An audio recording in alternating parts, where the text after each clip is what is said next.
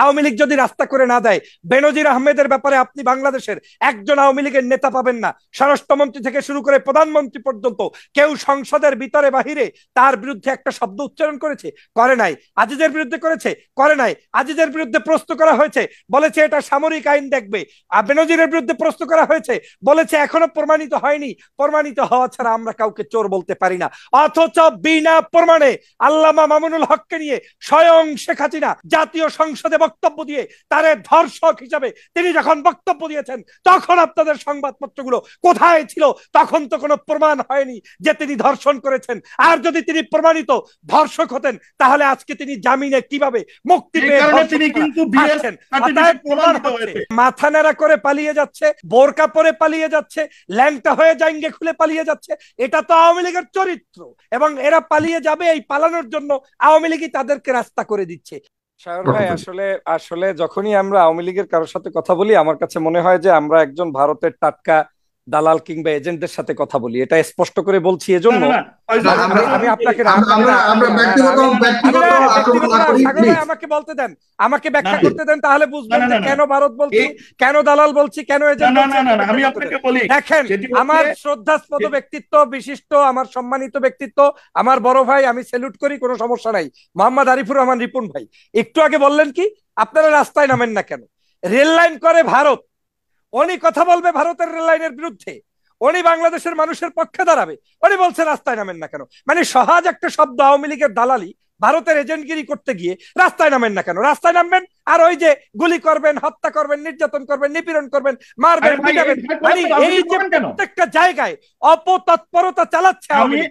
এজন্যই আমি বলেছি, এজন্যই আমি ভূমিকায় বলেছি যে আওয়ামী লীগের প্রত্যেকটা লোকই টাটকা ভারতের দালাল এজেন্ট, এর চাইতে ব্যতিক্রম কোন শব্দ তাদের জন্য মানানসই নয়। দ্বিতীয়, কেন বলছি আমি এজন্যই বলছি, শেখ হাসিনাকে আপনি নেত্রী মানেন কিনা? যদি মনে করেন যে শেখ হাসিনা আপনার আওয়ামী লীগের সর্বোচ্চ ক্ষমতাধর ব্যক্তি, তাহলে আপনার ইমাম সাহেব এই শেখ হাসিনা, আর ওই শেখ হাসিনাই তো ভারতের দালাল। তো সর্বোচ্চ যে ব্যক্তি দালালি করছে, তার কাছ থেকে, কর্মীর কাছ থেকে আমি তো এর চেয়ে বড় প্রত্যাশা করতে পারি না। রিপন ভাই তো সেখানে কর্মী, তিনি তো আমাকে বলবেনই রাস্তায় নামেন, প্রতিবাদ করেন, যা কিছু হোক সবকিছুতে। গোলাম আজমের পাও, জিয়াউর রহমান, গোলাম আজম যখন দুটো চুক্তি করেছিলেন, তখন তারাও কি দালাল ছিলেন? সবকিছুতে ও ভারসাম্যহীন রাজনীতি আপনারা করছেন।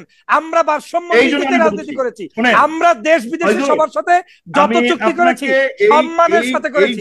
রিপন ভাই আমাকে শেষ করতে, আমি যেখানে কথা বলতে চাই, আজকের সাগর ভাই আপনি একটা রং সাবজেক্টে টকশো করছেন। আপনি বলছেন কি দুর্নীতি, এরপরে কি বলে বাংলাদেশের এই যে মাথা নাড়া করে একজন অফিসার ইতিমধ্যেই ছাগল কাণ্ডের বিতর্কিত হয়ে দেশ ত্যাগ করেছেন। আপনি কি মনে করেন যে বাংলাদেশে এখন দুর্নীতি বিরোধী কোন অভিযান চলছে? যদি তা মনে করেন, তাহলে আমি মনে করব সাংবাদিকতার জগতে আপনারা নিশ্চয়ই এখন পর্যন্ত আওয়ামী লীগের সাজানো নাটকের মধ্যে সীমাবদ্ধ আছেন।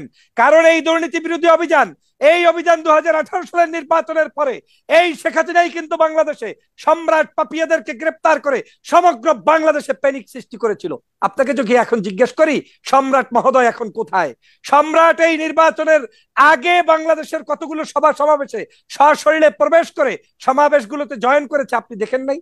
বাংলাদেশের সমগ্র জায়গায় সেই সময় দুর্নীতির অভিযান শুরু হওয়ার পরে মানুষ মনে করেছিল, মনে হয় শেখ হাসিনা এইবার পাক্কা হুজুর হয়ে গিয়েছে, আল্লাহওয়ালা একেবারে তাহাজ্জুদ গুজারি নেত্রী, সত্যিই মানুষের মনে হয় কল্যাণ করবে। কোনো কল্যাণ হয় নাই। কয়েকদিন পরেই ওবায়দুল কাদের সেখানে বিবৃতি দিয়ে, বক্তব্য দিয়ে বলে দিয়েছে যে না, এই দুর্নীতি, সেই অভিযানটাই বন্ধ হয়ে গিয়েছে।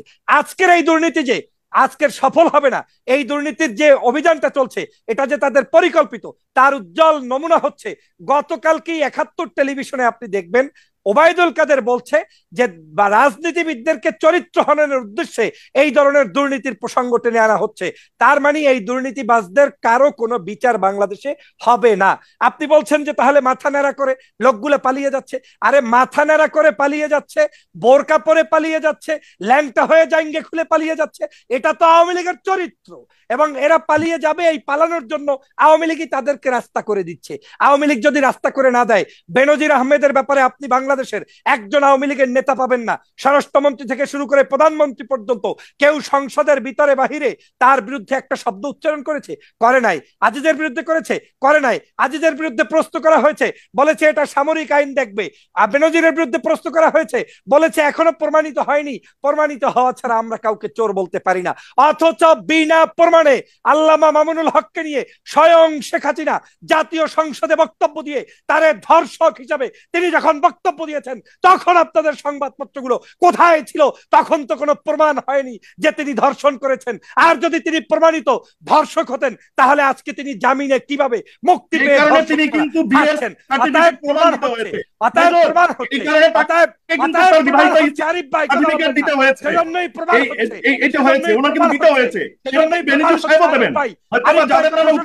এখন জ্বলছে, এখন জ্বলছে, কারণ দাঁড়িয়ে কথা বলতে পারেন না, একজন আলেমের পক্ষে কথা বলতে পারেন না, একজন ধর্মবিদের পক্ষে কথা বলতে পারেন না। আপনারা এদেশের চোর, গুন্ডা, ডাকাত, ধর্ষণকারীদের পক্ষে কথা বলেন বিদায় আজকে আপনাদের নিয়ে কথা বলতে আমার লজ্জা লাগে। যখন মামুনুলের কথা তুলছি তখনই আপনার শরীর টকবকে হয়ে যাচ্ছে, জ্বলে যাচ্ছে। কেন? মামুনুল তো আমি বলছি শেখ হাসিনা অন্যায় করেছে, তখন সংসদে, আমি এটা উদাহরণের জন্য দিয়েছি যে ধর্ষক নয়, তারপরেও সংসদে তার নাম উচ্চারণ করে বক্তব্য দিয়ে প্রমাণ করেছে যে যাকে দরকার তার বিরুদ্ধে সারাদিন বলবে। কিন্তু এই জাতীয় চোর, গুন্ডা, দালাল যারা মাথা ন্যাংটা করে কিংবা জাঙ্গা পরে কিংবা ল্যাংটা হয়ে কিংবা ওই শামীম ওসমানের মতো বোরকা পরে পালিয়ে যাচ্ছে, ওদের নিয়ে আওয়ামী লীগের কোনো কথা নেই, বক্তব্য নেই। বরঞ্চ ওরাই হচ্ছে আওয়ামী লীগকে ক্ষমতায় রাখার জন্য দীর্ঘদিন পর্যন্ত এদেশের মানুষের অধিকারকে হরণ করে তারপরে ক্ষমতায় রেখেছে। অতএব এই জাঙ্গে খুলে যাক আর ল্যাংটা হয়ে যাক, এ নিয়ে বাংলাদেশের সাধারণ মানুষ চিন্তা করে না। সাধারণ মানুষ চিন্তা করে বাংলাদেশের মাটি ও মানুষের। কিন্তু সরকার তো শূন্য সহিষ্ণুতা, জিরো টলারেন্স দুর্নীতির ব্যাপারে ঘোষণা করেছে এবং এই সরকার জিরো টলারেন্স মিন্স আওয়ামী লীগের যত অভিযুক্ত ব্যক্তি রয়েছে সবাইকে সেফটি জোনে রেখে zero tolerance. Zero tolerance means, আমি আগেও বলেছি, তিনটা কারণে এই আওয়ামী লীগ এই অভিযানগুলো শুরু করেছে। নাম্বার ওয়ান, আমেরিকার সন্তুষ্ট অর্জন, বিদেশিদেরকে দেখানো যে আমরা আজকের এটা করছি, র্যাবের বিরুদ্ধে তোমরা যে স্যাংশন দিয়েছো ওগুলো উড্ড করো। দুই, বাংলাদেশের মানুষের শেখ পরিবারের বিরুদ্ধে দুর্নীতির যে অভিযোগ রয়েছে, সেই দুর্নীতির অভিযোগগুলো বাংলাদেশের শেখ হাসিনার যারা পালাপুণ্ড রয়েছে, খাদেম রয়েছে, ড্রাইভার রয়েছে, মালি রয়েছে, ওই মালিদেরকে শুধুমাত্র মুখসম্মত করে শেখ পরিবারের দুর্নীতিকে শুধুমাত্র গায়েব করার চেষ্টা করছে। তৃতীয় হচ্ছে বাংলাদেশের অবৈধ যে নির্বাচন করেছে, এই অবৈধ নির্বাচনকে জায়েজ করার জন্য শুধুমাত্র, আমি আপনাকে দুটো উদাহরণ দিই। আওয়ামী লীগের দুটো জিনিস কাজ করে, একটা হচ্ছে আওয়ামী লীগের মেড, তারা ম্যান মেড কিছু ইস্যু ক্রিয়েট করে, আর একটা হচ্ছে অটোমেটিক, যেই ক্রিয়েট গুলো হয় সেই হয়ে যাওয়া গুলোকেও তারা রাষ্ট্রীয়ভাবে বাতাস দিয়ে মানে ফুলিয়ে ফাঁপিয়ে তোলে। যেমন ছাগল কাণ্ড, এটা হয়তো আওয়ামী লীগ ছাগলটা কিনতে যায়নি, কিন্তু ছাগল কাণ্ড ঘটেছে আর পত্র পত্রিকায় বাতাস দিয়ে সমগ্র বাংলাদেশকে মাতিয়ে তুলেছে। আর আপনার তলে তলে গিয়ে বাংলাদেশের সমগ্র জমির মধ্য থেকে রেল লাইনের আজকের তারা তালিকা করে নিয়ে আসছে। আমি এজন্য বলেছি যে বাংলাদেশের কোনো ধর্ষক, বাংলাদেশের কোনো ব্যক্তির বিচার হয় না। এই যে দেখেন, নিজ সংগঠনের নেত্রীকে ধর্ষণ করে বাবাকে নিয়ে লন্ডন পালালেন ছাত্রলীগ নেতা, দেখেন বিচার হয় কোথায়? বিচার বলেন। একজন ধর্ষক, তিনি ছাত্রলীগের নেতা, আজকে ধর্ষণ করে বাবাকে নিয়ে পালিয়ে গিয়েছেন কোথায়? লন্ডনে পালালেন। এই যে ছাত্রলীগের নেত্রীকে ধর্ষণ করার পরে নেতা পালিয়েছে বাবাকে সহ। আজকের এভাবে করে প্রত্যেকটা জায়গায়, আপনাকে কয় জায়গায় পরে শোনাবো, বাংলাদেশের প্রত্যেকটি পদে পদে যারা দুর্নীতি করছে, দুষ্কৃতি করছে, অন্যায় করছে, অবিচার করছে, সমস্ত জায়গায় তারা আজ করছে। আমি আজকের আপনার একটা পয়েন্ট আপনি ভুলে যাচ্ছেন। আপনার সাগর ভাই, আমার দুঃখ লাগে, আজকে যখন দেশনেত্রী বেগম খালেদা জিয়া, দেশপ্রথম বেগম খালেদা জিয়া বাংলাদেশের নির্বাচনে কোনবার তিনি নির্বাচনে হারেন নাই, শেখ হাসিনার মতো নয়, তিনি জনগণের ভোটে নির্বাচিত 3 বারের সাবেক প্রধানমন্ত্রী, তিনি আজকের মৃত্যুর সাথে পাঞ্জা লড়ছে।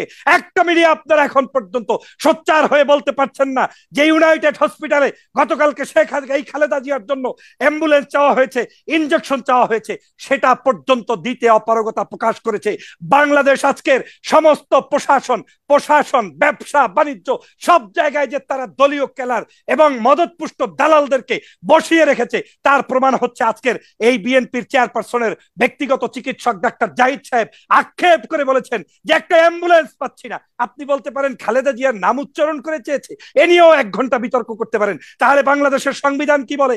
বাংলাদেশের যে কোনো হসপিটালে আমি একজন সাধারণ নাগরিক হিসাবে আমার কি পলিসিতে নাই যে অন্য কোনো হসপিটালের কোনো পলিসিতে থাকা লাগবে না। দেশনেত্রী বেগম খালেদা জিয়া বাংলাদেশের সাবেক 3 বারের প্রধানমন্ত্রী, গণতন্ত্রের মানস কন্যা, বাংলাদেশের জনগণের গণ অধিকার, গণ যে জাগরণ, বাংলাদেশের যে ভোটাধিকার প্রতিষ্ঠার আন্দোলন, এই সব কিছু করেছে যেই নেত্রীর হাত ধরে বাংলাদেশের শেখ হাসিনা প্রধানমন্ত্রী হওয়ার স্বাদ দেখেছেন, স্বপ্ন দেখেছেন, যেই নেত্রীর হাত ধরে বাংলাদেশে আওয়ামী লীগ রাজনীতি করার অনুমোদন পেয়েছেন, যার স্বামীর হাত ধরে বাংলাদেশ স্বাধীন হয়েছে, স্বাধীনতার স্বপ্নদ্রষ্টা সেই শহীদ রাষ্ট্রপতি জিয়াউর রহমান আর তার সন্তান তারেক রহমান আজকে তার মাকে হসপিটালে এভাবে কাটাতে হবে। মিথ্যা কথা বলবেন না। আপনারা সবসময় মানুষের উপরে জুলুম করে, অত্যাচার করে, নির্যাতন করে মোটেও বেশি হয় নাই। বাংলাদেশের স্বাধীনতা করেছে শহীদ জিয়া, দেশকে রক্ষা করেছে বাংলাদেশের স্বাধীনতা মানুষ, যার সাথে আওয়ামী লীগের সম্পর্ক নাই। আমি সেজন্য সর্বশেষ বলতে চাই, আমি দেশ মাতার সাথে যারা এই ধরনের আচরণ করছে আমি মনে করি এরা সবগুলোই আওয়ামী লীগের দালাল। এই দালালি করতে করতে বাংলাদেশের মানুষের সেবা আর হচ্ছে না। আমি দেশনেত্রী বেগম খালেদা জিয়ার জন্য দোয়া চাই, দোয়া করি আল্লাহ তার নেক হায়াত দান করুক এবং এই সকল জুলুমের অবসান বাংলাদেশ থেকে দ্রুত বিতাড়িত হোক। সর্বোপরি দেশনেত্রী বেগম খালেদা জিয়ার বিদেশি চিকিৎসা কামনা করছি। যখন তার মতো একজন ব্যক্তিকে 2 কোটি টাকার অভিযোগ, যেটা সম্পূর্ণ মিথ্যা দিয়ে তারপরে জেলে রাখছেন, সেই সময় সজীবদের জয়, শেখ পরিবার, শেখ রেহানা, ববি, তারা হাজার হাজার কোটি টাকা লোপাট করে বাংলাদেশ থেকে বিভিন্ন দেশে পাচার করেছে। আজ পাচারের দায়ে নির্বাচন থেকে শুরু করে দীর্ঘ 6 মাস পর্যন্ত বাংলাদেশে সজীবদের যায় নাই, কোনো জায়গায় দেখাতে পারবেন না একটা ছবি কিংবা নির্বাচনের ক্যাম্পেইন। আজকের সেই ব্যক্তি, আজকের তখন দেশনেত্রী বেগম খালেদা জিয়াকে জেলে থাকতে হয়। সাগর ভাই, এটা মেনা যায় না। স্বাধীনতার যেই ব্যক্তির হাজবেন্ড এনে দিয়েছে, যেই ব্যক্তি বাংলাদেশে গণতন্ত্র প্রতিষ্ঠা করেছে, তাদেরকে কোনো অবস্থায় এইরকম করুণ পরিণতি আওয়ামী লীগের হাত থেকে মুক্ত করতে হবে। এটা দেশের জন্য, স্বাধীনতার জন্য অশনি সংকেত। অতএব প্রিয় দেশবাসী, মুক্তিযুদ্ধের সপক্ষের শক্তি বাংলাদেশের যারা আমাদের মতো ফ্রিডম ফাইটার আছেন, আপনাদেরকে অনুরোধ করব, আমরা মুক্তিযোদ্ধা বাংলাদেশের বর্তমান প্রজন্মের, আমরা বাংলাদেশকে স্বাধীন করব, আমরা বাংলাদেশকে মুক্ত করব। বাংলাদেশে আবারও এই ফ্যাসিবাদের পতন ঘটিয়ে বাংলাদেশের সমগ্র মানুষকে মুক্ত করে আমাদের বিজয় ছিনিয়ে আনতে হবে, সেই প্রত্যাশা ব্যক্ত করছি। আর ওই ভারতের দালাল রিপন ভাইদের মতো, আওয়ামী লীগের মতো তাদের হাত থেকে আমার এই দেশকে রক্ষা করতে হবে, সেই উদাত্ত আহ্বান জানাই। সবাই ধন্যবাদ, আপনাদের সবাইকে ধন্যবাদ। আপনাকে ওয়েলকাম জানাচ্ছি। বাংলাদেশে আপনি ওয়েলকাম এই জন্যই জানান যে আমাকে আপনার ওই 4 দেয়ালের মধ্যে ঢুকাইলেই আপনার মজা পাবেন, এই তো, এইটাই তো চাচ্ছেন। হ্যাঁ, এইটাই আপনাদের, এটাই হচ্ছে আপনাদের সর্বোপরি, এটাই আপনাদের সর্বোপরি। ধন্যবাদ আপনাদের, ধন্যবাদ প্রিয় দর্শক, আপনাদের কাছে ভালো লাগলে অবশ্যই শেয়ার করবেন। আমি